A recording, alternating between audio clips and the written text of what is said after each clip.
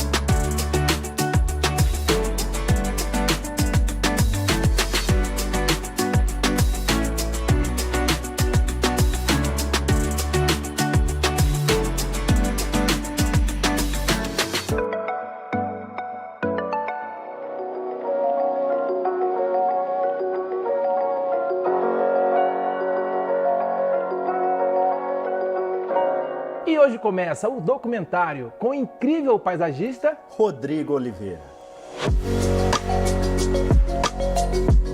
Hoje em dia, o projeto de paisagismo, ele começa praticamente quando o cliente termina o projeto de arquitetura. Então, com o projeto em mãos, os arquitetos têm vários parceiros paisagistas, já indicam os paisagistas que poderiam fazer o projeto para aquele cliente. Então, é muito importante entrar o projeto de paisagismo logo no início, porque ele vai definir, por exemplo, tudo que é fora da casa é o projeto de paisagismo. Então, a movimentação de terra, a drenagem, a captação de água. Tem arquitetos que gostam de desenhar piscina, outros que preferem que o paisagista desenhe a piscina. Todos os pisos externos, todos os pergolados, todas as escadas de acesso, a iluminação, a irrigação do jardim. São várias disciplinas interrelacionadas e que precisam estar compatibilizadas com o projeto de arquitetura, com o projeto de hidráulica, de elétrica. Então, é uma coisa que parece um pouco só para o final, né, que as plantas só entram no final. Realmente, a execução só acontece no final. Se a obra e o terreno permitir, a gente pode fazer o plantio das plantas adultas no início junto com a obra e caminhando a execução do paisagismo junto com a obra.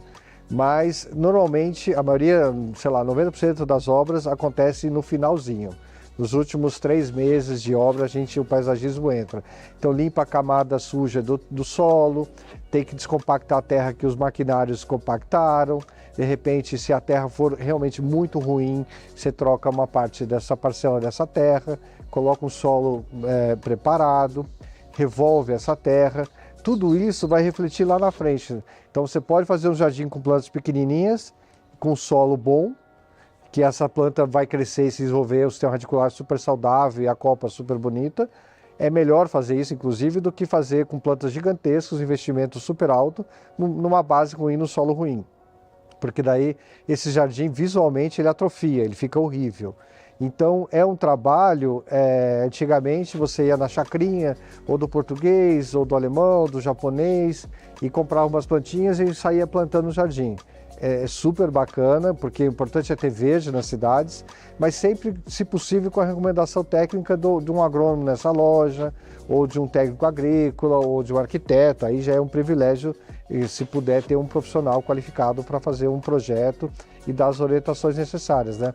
Porque o investimento vai acontecer, você vai gastar, comprar muda de qualquer forma. Então é melhor comprar a muda certa, para o local certo, porque qualquer manual de arboricultura vai falar que a primeira coisa para você escolher uma árvore é plantá-la no lugar certo. Então, se você não precisar podá-la, se deixar o sistema radicular crescer, onde precisar, com espaço, o retorno para você, não só financeiro, mas visual e contemplativo, conforto térmico, vai vir passando o tempo ou não, vai ficar super gostoso. Então, o projeto de paisagismo realmente é uma coisa super bacana e importante hoje em dia.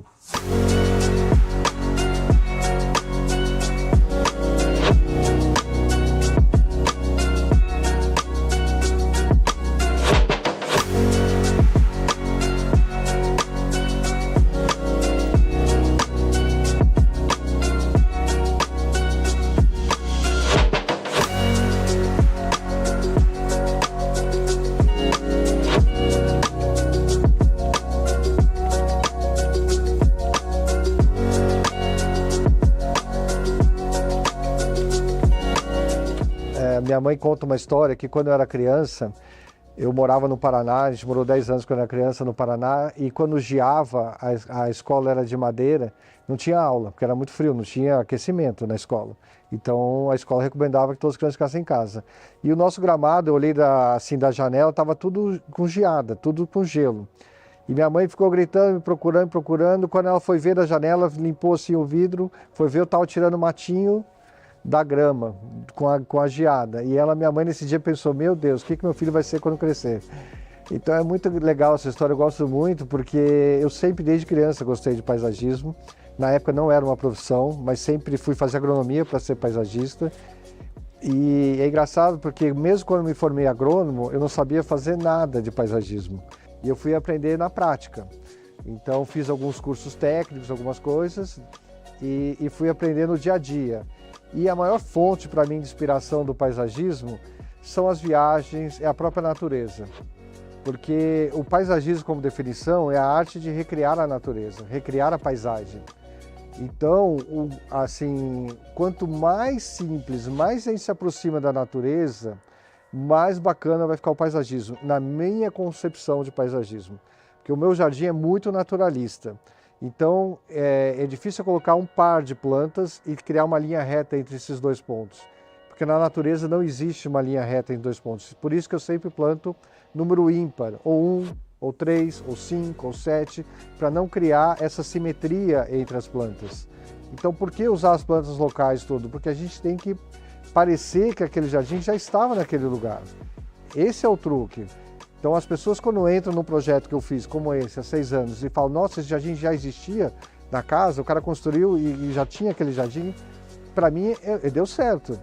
Então, essa é a minha filosofia de paisagismo, esse jardim natural, muito intuitivo, muito espontâneo, é a beleza do imperfeito, trazer a natureza para perto da gente.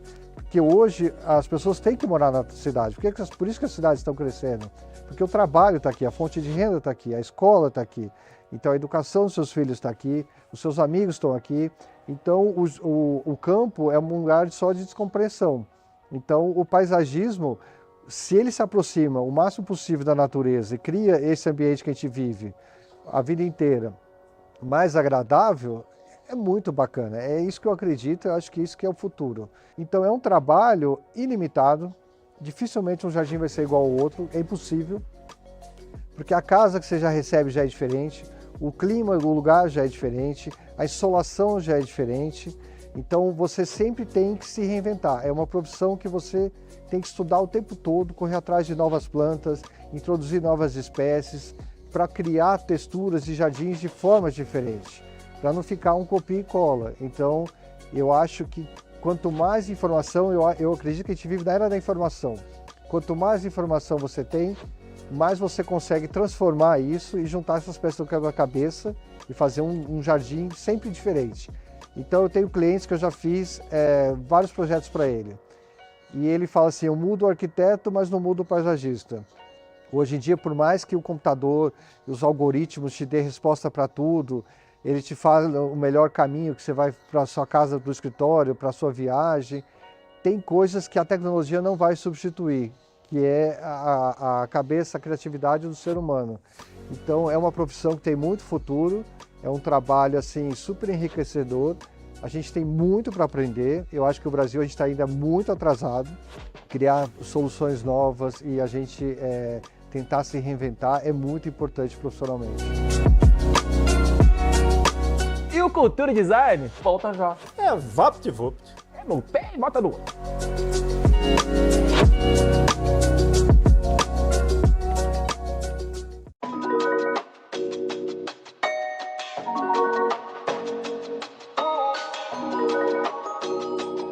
No Arte Design de hoje, Mel Kawahara.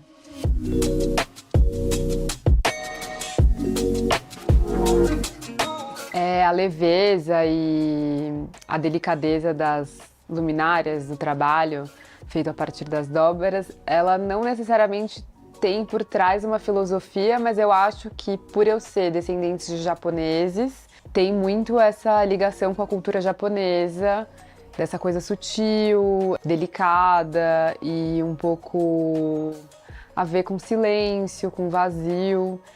Então, eu não sei se foi uma coisa consciente de estar ligada a uma filosofia, mas eu acho que os meus antepassados orientais meio que afetam esse trabalho e o desenvolvimento das peças, a ideia das luminárias. Sou fascinada por vários artistas plásticos, designers, arquitetos japoneses. Tem um grupo que chama Mono-ha, que é um grupo do pós-guerra no Japão, formado por vários artistas japoneses. Um chama Liu Fan, esse é sul-coreano, mas ele tem uma pesquisa com materiais, assim, como os materiais se relacionam, como a pedra se relaciona com areia, com papel, uma pesquisa de materiais, assim. Mono-ha, a tradução seria a Escola das Coisas. Eu acho legal esse nome também, né, como a Escola das Coisas, como coisas podem ensinar a gente a olhar para elas e olhar para o mundo de diferentes formas. E além disso, tem outros arquitetos que eu admiro muito, Sanaa, Toyo Ito, e tem o Isamu Noguchi, que é um artista designer que nasceu nos Estados Unidos, mas ele é de descendência... Não sei se ele nasceu nos Estados Unidos ou se ele cresceu nos Estados Unidos, mas ele é de descendência japonesa e ele é famoso pelas luminárias Akari, que também, claro, é uma grande referência para mim, e outros arquitetos e designers contemporâneos. As primeiras peças que eu lancei, as primeiras luminárias, a ideia surgiu por conta da dobra, né? Então a dobra, eu queria fazer com que a dobra estruturasse uma folha de papel, que no caso agora é uma folha de polipropileno. Mas eu achava muito interessante essa coisa de uma dobra poder estruturar uma folha. Enfim, não ter outro componente, né? Ser só aquilo, ser só aquela folha dobrada e você ressignificar e transformar aquele mesmo material. Então, as primeiras coleções foram todas a partir desse plissado, até como desdobramento, assim, uma peça foi levando a outra, as dobras, existem 1000 possibilidades de dobras, de formas a partir da dobra, e aí eu criei essa estrutura de plissado e criei várias formas a partir delas. Recentemente, faz uns 2 anos, eu tenho tentado usar, como ferramenta de processo criativo, usar a sobra dos materiais. Então, a produção das luminárias plissadas, elas geram sobras, né? A gente tenta otimizar essas sobras, mas elas geram sobras, a produção.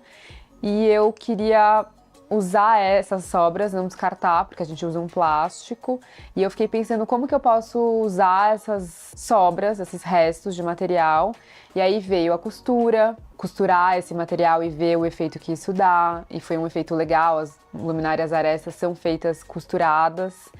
O último lançamento, a gente usou tirinhas, então eu fiz como uma trança, um trançado com essas sobras, porque eu cortei esse material em várias tirinhas pequenas e fui trançando, justamente para eu não descartar o mínimo possível. E essa ideia de descarte mínimo foi uma ferramenta de criação, que é uma coisa que eu não sei, talvez use por mais tempo, eu não sei até quando isso eu vou conseguir... Isso vai fazer sentido para criar novas peças. Sobre os materiais, sempre foi uma coisa muito importante para mim, né? Até porque a pesquisa lida com preponderância de um material, né?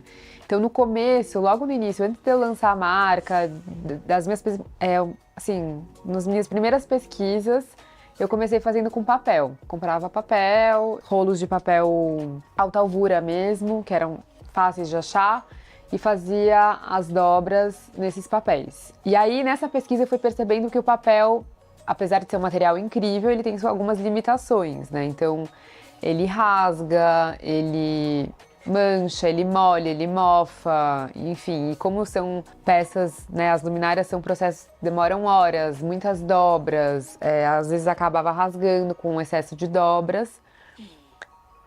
Mas eu queria manter a característica desse material na luminosidade para as luminárias. Então eu fui atrás de inúmeros materiais que pudessem me dá isso, né? A translucidez, a ideia do papel, às vezes até a textura. E aí eu acho que a tecnologia foi muito benéfica nesse aspecto, porque eu achei esses materiais que são filmes de polipropileno.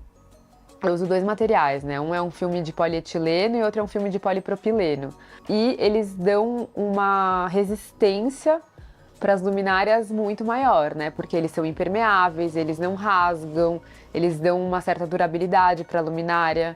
O design que eu mais admiro, designers, enfim, objetos, são objetos cotidianos que nos ajudam a operar coisas, né? A viver melhor. Então, tudo, viver melhor, viver, né, num mundo mais bonito, trazer beleza para um cotidiano. E eu acho que esse cuidado e esse desejo de um mundo melhor, de um mundo mais bonito, tá muito ligado ao design para mim. Cara, vou te falar a verdade, vou te contar um segredo. Diga aí. Essas luminárias da Mel são maravilhosas. Incríveis, né? E por sinal ficou muito bonita, né?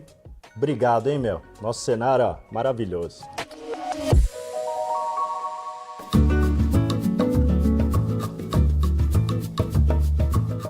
Bem, estamos aqui na cidade de Matarazzo, bem ao lado da Torre Mata Atlântica.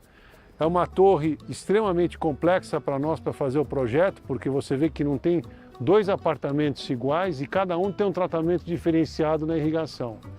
Esse é um projeto muito desafiador, um projeto do Benedito Abud. O cliente pediu para ele que fizesse a Mata Atlântica ao lado da Paulista. Veja, nós estamos aqui ao lado da Paulista e nós vemos praticamente uma Mata Atlântica que anda ali no térreo. Parece que você está andando no meio de uma picada no mato.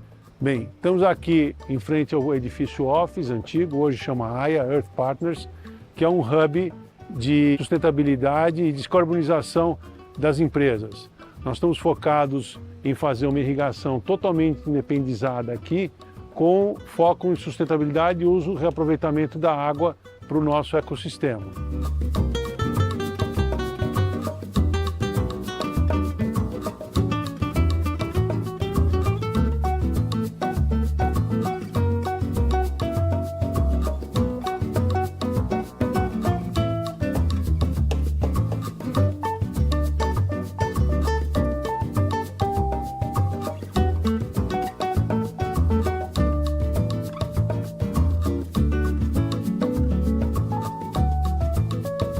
Bem, o Cidade de Matarazzo foi um projeto muito desafiador, porque ele não tem 2 lajes com a mesma planta, 2 apartamentos com a mesma planta. É um prédio de 27 andares que tem um cálculo hidráulico também sofisticado. Ele é totalmente controlado por um software na nuvem, que é linkado a uma estação meteorológica que lê as informações climáticas, então, de São Paulo. Com isso, ele consegue acompanhar, aumentando ou diminuindo os tempos de rega conforme a variação climática. Isso faz com que você não jogue uma gota fora, ainda que seja água reciclada, de reuso. E esse projeto também, ele é todo feito com a preocupação de você ter um baixo custo de manutenção e baixo custo de operação. Logicamente, a gente tem que dar parabéns ao Benedito Abud pelo projeto maravilhoso, ao pessoal que fez o plantio e cuida do plantio maravilhoso, Roberto Ferrari, a Rainbird, que nada seria se não tivesse um excelente parceiro de produto por trás. E bem, somos muito agradecidos por ter feito esse projeto e correu tudo maravilhosamente, até melhor do que a gente esperava. A Regatec é uma empresa que sempre focou em fazer o estudo de cada situação, a sua necessidade mais necessária, mais interessante e eficiente usando o equipamento. Até pouco tempo atrás, até 10 anos atrás, o que melhorava muito era a parte hidráulica. Hoje em dia, o que é aprimorado está mais na tecnologia, com sistemas Wi-Fi, sistemas de monitoramento de irrigação, sensores de umidade do solo, sensores climáticos, e com isso você consegue fazer o aproveitamento melhor da água e fazer uma coisa muito mais sustentável. A nossa expertise é sempre o que há de mais sustentável e eficiente para o uso da água e facilidade de operação, porque não adianta nada você ter um excelente equipamento se ele for complexo e ninguém souber operar. Sempre pensamos em preservar a natureza, esse é o nosso mote. É um dos nossos filhos favoritos e parabéns ao Grupo Alar por ter feito essa investida, esse empreendimento, esse complexo aqui no país e somos muito gratos a eles.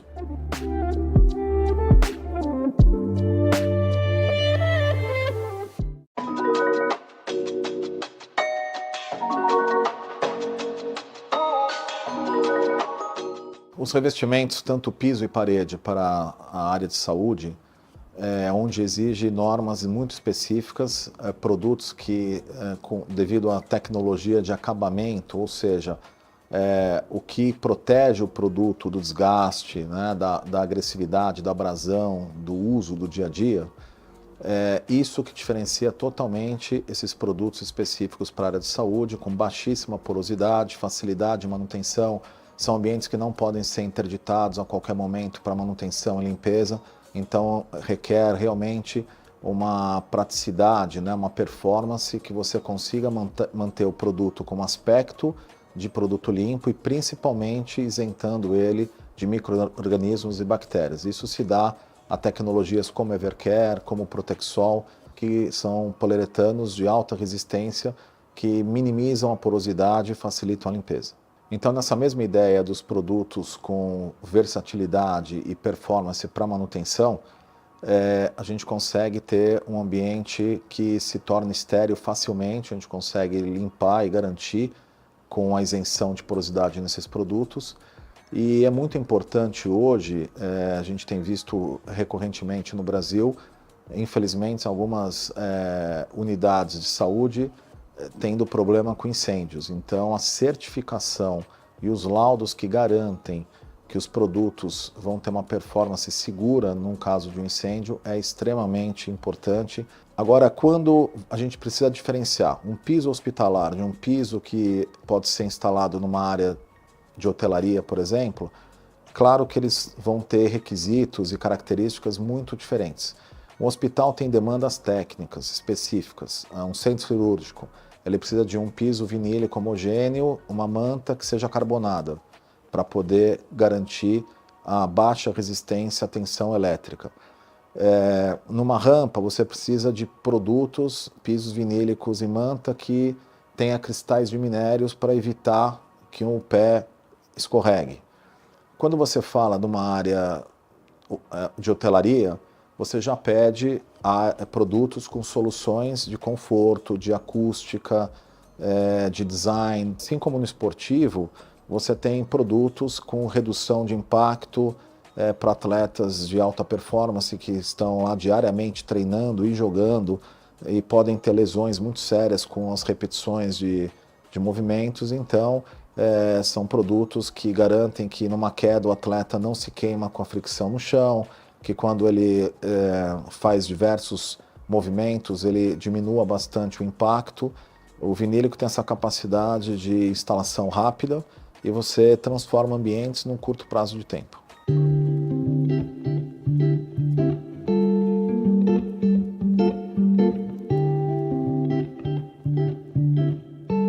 Leila, você como coordenadora de projetos, já trabalhando há muitos anos na área da saúde, com todo o know-how aplicando nos projetos desenvolvidos pela Perkins & Will, pode nos contar um pouco mais sobre essa história.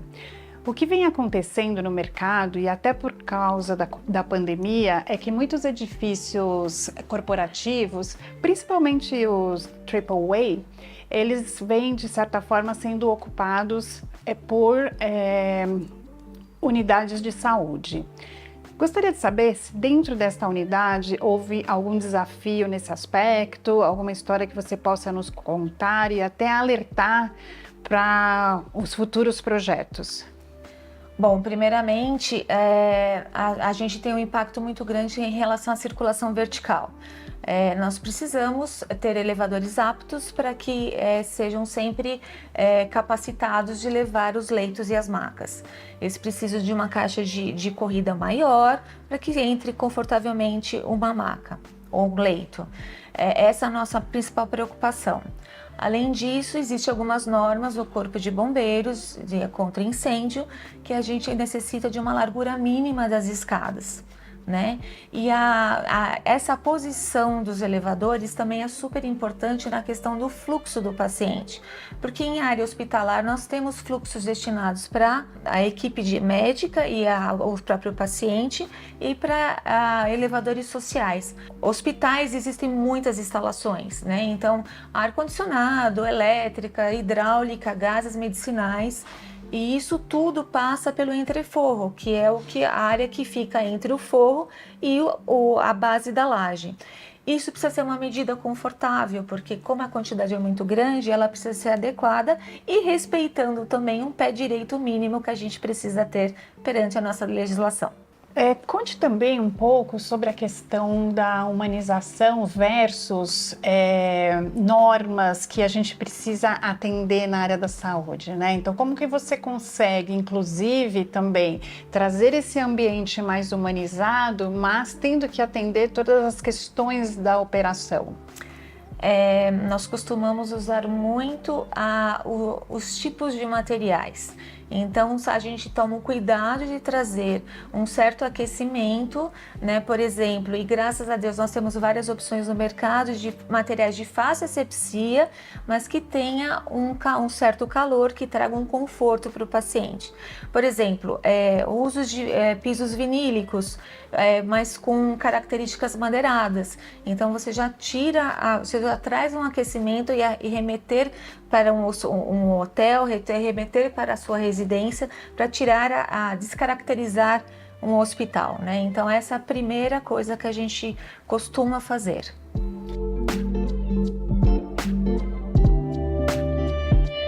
O design baseado em evidência, ele fala sobre a experiência em uma unidade e o que você de fato aprende para você replicar nas próximas unidades, né? Então, interessante seria se você pudesse falar um pouquinho sobre a experiência do paciente, por exemplo, com a luz natural, uma UTI como a daqui, que ela é toda aberta, que tem a relação com a luz natural.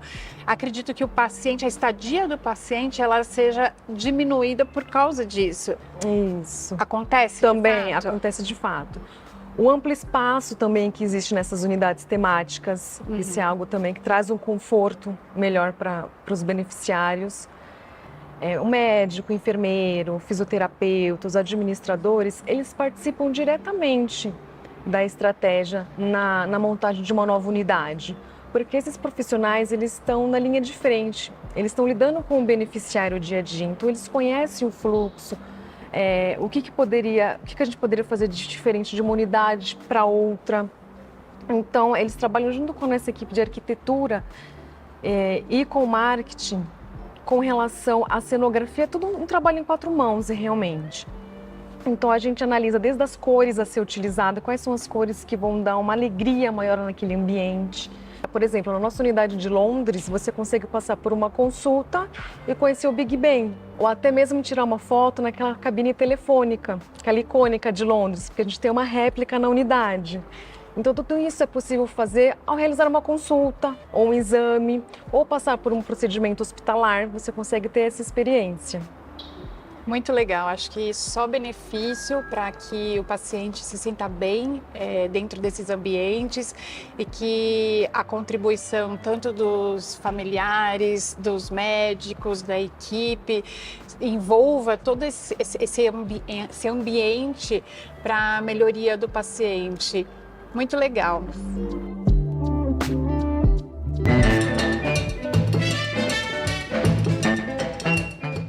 E não você sabia dessa semana?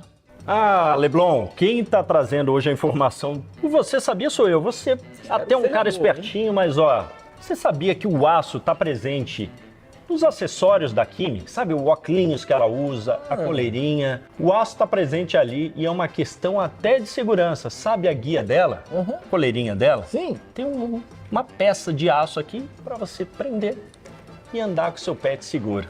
Ah, vamos combinar, né? Isso aí não seria uma novidade, a gente vê no dia a dia, né? O aço tá ali na corrente, né? Na guia, na joinha que ela usa, não é? Na arte do óculos, isso aí a gente já tem um contato no dia a dia, né?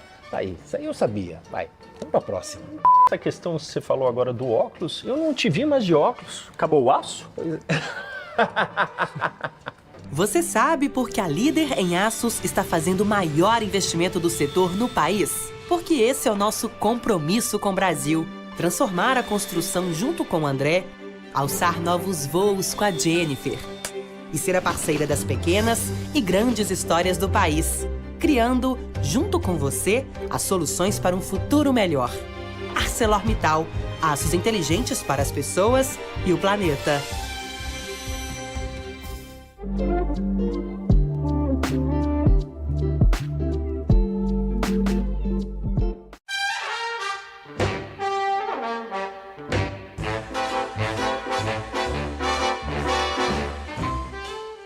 Tudo bem, turma? Estou muito contente em estar aqui mais um programa Sabor e Design. Quero fazer um monte desses. E o pessoal liga, fala, vem no restaurante aqui no Folha. Tá muito gostoso de trabalhar nesse sentido. Hoje eu quero falar para vocês de um sanduíche. Sanduíche é uma coisa muito legal para mim, em particular, porque é onde eu faço meu processo de criação. Aquilo que eu coloco na pizza, aquilo que eu coloco nos pratos, na maioria das vezes eu procuro trazer 4 elementos só. O italiano, sou brasileiro, mas super filho de italiano, trabalha com poucos elementos, poucos insumos, mas preza a qualidade, tá? Eu venho falando aqui, eu tenho amigos, não é nem por nada de Salerno, que fazem um trabalho maravilhoso, trazendo vários produtos da Itália para cá. Hoje a gente vai fazer um sanduíche de carne. Simples, não tem mistério e não existe. Olha, é uma coisa que não existe o melhor sanduíche. Porque cada um tem uma característica. Você vai na hamburgueria, tem uma. Você vai num lugar que faz panino, nós fazemos paninos aqui também, tem outra. Sanduíche é gosto. Então vou usar uma ideia de como eu gosto de uma carne, de um filé, para fazer um sanduíche. Beleza? Então, primeira coisa, eu vou pegar o filé e vou trazer para minha tábua, tá? O que eu vou fazer? Eu vou pegar esse plástico aqui e vou dar uma pauladinha nele, tá? Nem preciso desenhar. Só para ele aumentar um segundinho. Não vai dar uma paulada que vai ficar um bifinho. Bifinho pequeno, nome, paiar, que ele é lisinho. Não é questão que eu uso filé mignon, não é nada disso. É questão que eu preciso de uma carne macia, porque eu vou puxar, eu vou morder. Nada contra e só a favor as carnes de panela. São maravilhosas, que são chamadas erroneamente de carne de segunda.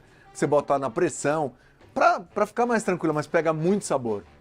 Lembrando que as carnes que encostam aos ossos, elas são saborosas. Quer uma prova, não sendo da carne de vaca? Vou te falar do frango. Porque o frango, quando você come peito, eu como peito, que é macio. Nem compara o sabor de uma sobrecoxa, porque está encostada no osso, está perto da cartilagem. Fica maravilhosa. Não é não, Celinha? Então a gente vai temperar os dois lados, com sal. Pimenta não é apenas para que a gente consiga ter uma coisa que, picante, porque senão só teria uma. Cada uma tem o seu sabor. E a pimenta do reino tem muito sabor que se perde ao longo do tempo se você já tem ela moída. E vamos colocar a manteiga. Alecrim fresco, por favor, desprende sabor, tá? 3 dentes de alho. Lembrando que esse alho só vai trazer pra gente sabor, a gente vai dispensar depois. Olha, diretor, olha como vem chegando o sabor. Sabor é o seguinte, sabor começa aqui e aqui. Depois ele vem pra cá e ele termina aqui, ó. Que você lembra daquilo que você comeu, ou de quem fez pra você, ou de quem cozinhou pra você. Vamos pegar sabor. Imagina esse saborzinho do alho e do alecrim. É o que a gente quer, tá? Vamos deixar ele aqui.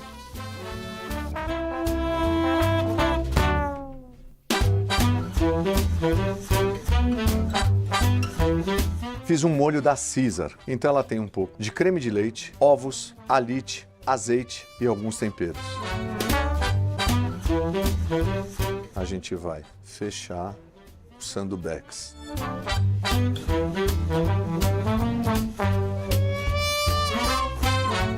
Esse é o nosso sanduíche de carne.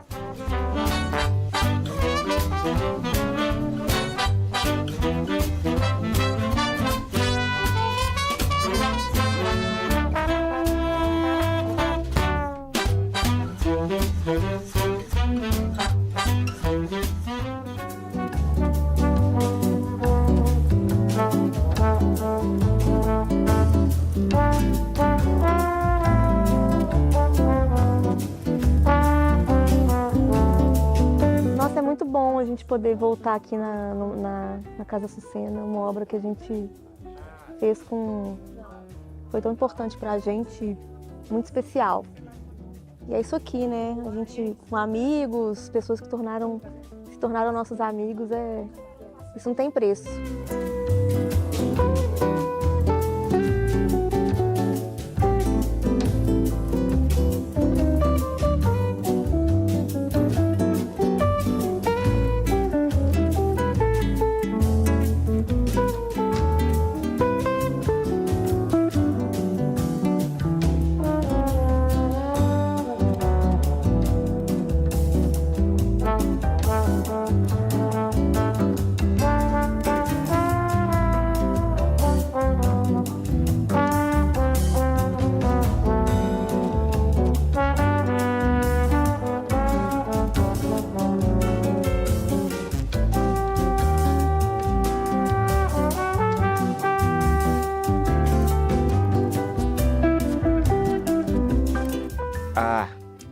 Para mim, o mais emocionante do que reencontrar a casa, acho que é reencontrar os moradores felizes aqui. A gente sempre queria uma afetividade assim com as pessoas e com a casa, então esse reencontro aqui é muito emocionante, mas ver as pessoas felizes aqui dentro acho que é o principal. Essa casa me toca muito, assim, como que contato com a natureza aqui é intenso, assim. Eu acho que estimula as pessoas a quererem ficar um tempo a mais aqui, né? Então, assim, sempre que a gente vem aqui por uma coisa rápida para resolver uma coisa de trabalho, acaba se estendendo e a gente vai ficando e o tempo vai passando, né? Acho que a gente, sei lá, acho que a arquitetura, acho que é isso. Acho que tem que estimular as coisas boas da vida, né? E ver essa obra pronta, com o pessoal morando e feliz, acho que isso é o principal, é renovador para continuarmos fazendo esse trabalho. Aqui, você me convidou aqui para fazer 2 missões. Conhecer os projetos da Tetro, maravilhosos, as casas, achei lindo. Agora, tá faltando um pãozinho de queijinho e o cafezinho quente coado mineiro. Até agora nada. Rapaz... É esse aqui? Enxerga não. Por isso que eu gosto tanto de trazer as pessoas aqui, porque a gente conta os conceitos, né? Mostra os desenhos, as fotos, mas a arquitetura, depois que você vive, é outra coisa, né?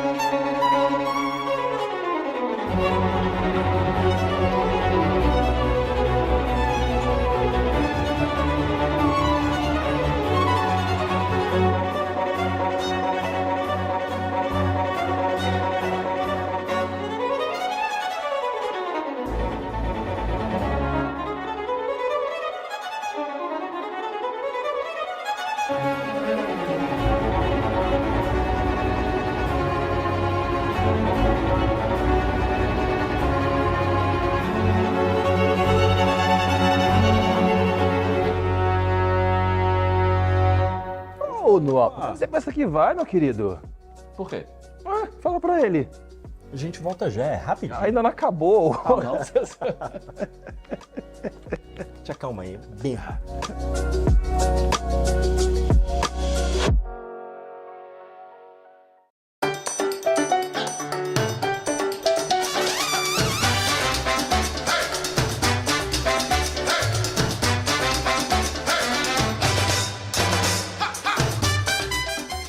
Meu caro galão, é pra lá que eu vou. Do Cultura Design tá em Minas, uai! Aqui na Serra da Canastra. É, Leblonzinho, a Serra da Canastra, um dos principais parques nacionais brasileiros, criado em 1972. Ah, e não é só isso. Aqui nesse parque tá localizada a nascente do Rio São Francisco, o Velho Chico, uai! Que fica onde? No município de São Roque de Minas. A São Roque de Minas. Então aqui na Serra da Canastra é o finalzinho da Mata Atlântica e o comecinho do Cerrado.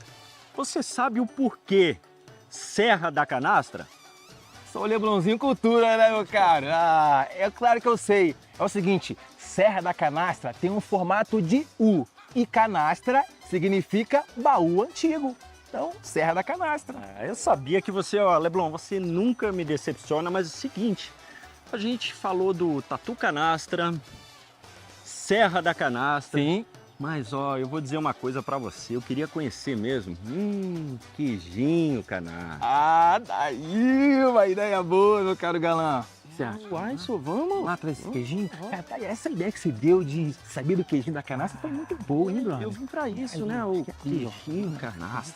E aí, meu caro galã, olha só, dessa você vai gostar. Estamos aqui com o Márcio, que é um mestre aqui na produção, no Pingo do Mula, do queijo Serra da Canastra, que, por sinal, é um dos melhores queijos do mundo. Ô, Márcio, vamos lá conhecer isso, vamos? Vamos. Aliás, eu tinha falado pra ele que a gente ia encontrar a pessoa que sabia onde estava o estoque do queijo da Serra da Canastra. Esse cara é você? Sim. Ah, encontramos o cara certo. Vamos lá? Vamos. Chega aí, Márcio. É por aqui, por aqui? É por aqui. Mostra pra gente. Márcio é meu melhor amigo. Vamos lá, Márcio. Vamos lá. Ei, um abraço cara que eu falo com ele aqui. Aqui junto, todo mundo junto. Aê, mas tem aqui o lugar? Aqui. Vamos lá. Deixa eu ver. Sempre quando a gente começa um projeto, a gente acha muito importante visitar o lugar e sentir o que o lugar tem a dizer, né?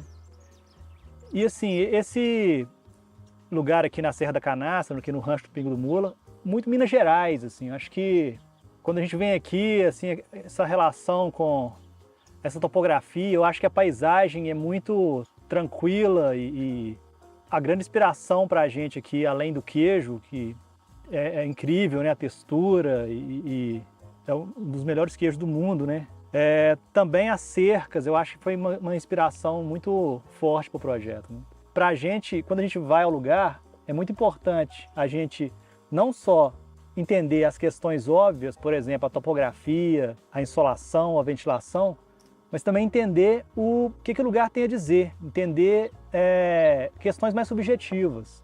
Então a gente presta atenção na textura, a gente observa o que a natureza está falando, assim, qual é o sentimento que a gente tem, o que a gente tem que valorizar nesse lugar, o que a gente talvez tenha que suprimir desse lugar, para criar uma arquitetura que tenha conexão com aqui.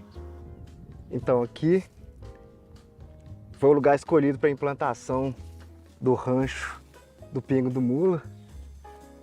E com a maquete a gente já consegue imaginar ela no local aqui em escala. Uma coisa interessante do projeto do gesto foi a inclinação que a gente fez nesse telhado, que enquadra essas árvores do terreno aqui. E mesmo o sol batendo de tarde, assim, ele vai ser filtrado por esse conjunto de árvores que está aqui e não vai bater sol lá dentro da casa, não. Isso é importante o que o Igor está falando, porque não é só a inspiração no queijo, nas cercas, né, igual a gente já falou, né? Mas também a gente tentar entender o lugar, tentar entender qual que é a melhor arquitetura, qual que é o melhor gesto para a gente inserir uma arquitetura nessa topografia, nesse ambiente, né? Então a casa ela é uma resposta ao que a gente entende desse lugar. Que como é que a gente se relaciona com a topografia, como que a gente se relaciona com as árvores, com essa água que vai descer quando chove no meio do terreno, né? A gente está aqui na Serra da Canastra, na roça, para poder fazer o projeto do rancho do Pingo do Mula, e a inspiração começa aqui, no lugar, sentindo a textura do queijo, vendo as vacas, sentindo o que esse lugar está inspirando a gente, as cercas. Então a gente está aqui absorvendo toda a natureza do lugar e prestando muita atenção nos detalhes de textura, de sentimentos, dos bichos que estão aqui com a gente, na vegetação, do clima, tudo. E a inspiração do projeto começa assim, tentando sentir o lugar. O próprio cheiro do curral é uma coisa que inspira a gente. A gente gosta disso, assim, de sentir de uma forma muito intensa o que o lugar tem a dizer, né? Quanto mais a gente tenta entender as sutilezas, assim, mais a gente vai ter conteúdo para criar um projeto depois. Eu acho isso fundamental. Isso é fundamental para criar uma obra contextualizada. Todo projeto de arquitetura ela tem que estar dentro de um contexto, porque para fazer sentido. Se ela não está inserida num contexto, vira uma arquitetura sem sentido. Então, o processo do queijo, a gente começa lá, né, na ordenha, tira o leite lá, de lá ele vem para cá, né, que ele sai aqui no cano e cai aqui nos tambor, e daqui é onde é que a gente vai começar todo o processo do queijo, né. Então agora nós vamos começar, né, vamos dessorar, começar dessorando a massa. E é nesse processo aqui que sai o queijo canastro, né.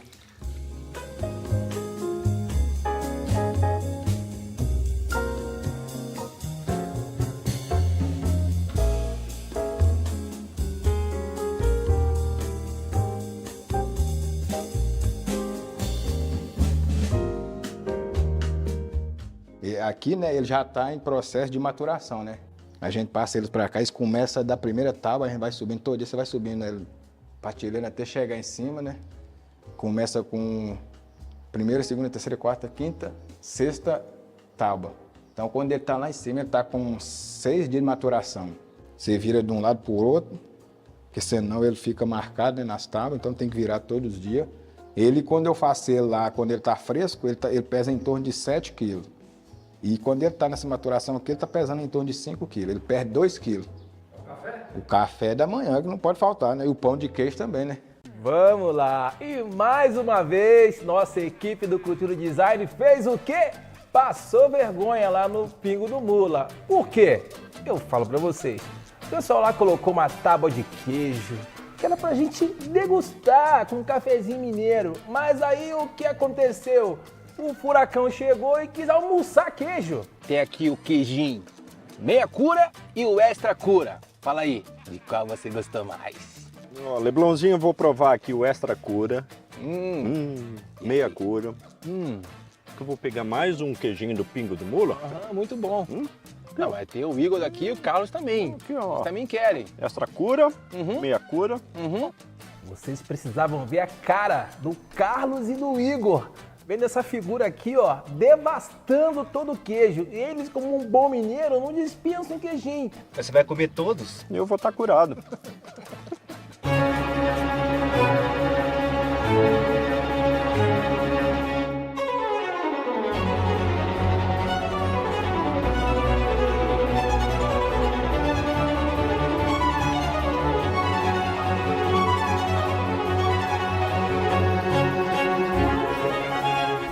Agora eu quero meia cura com docinho. Com docinho? É que o extra também.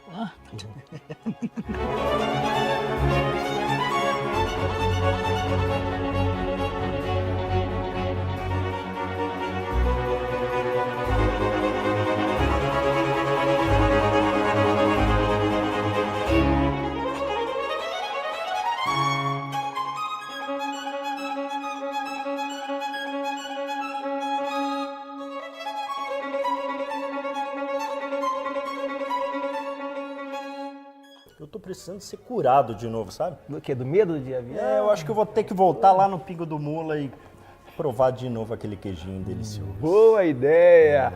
Vamos subir mais uma hashtag? Vinícius Convida!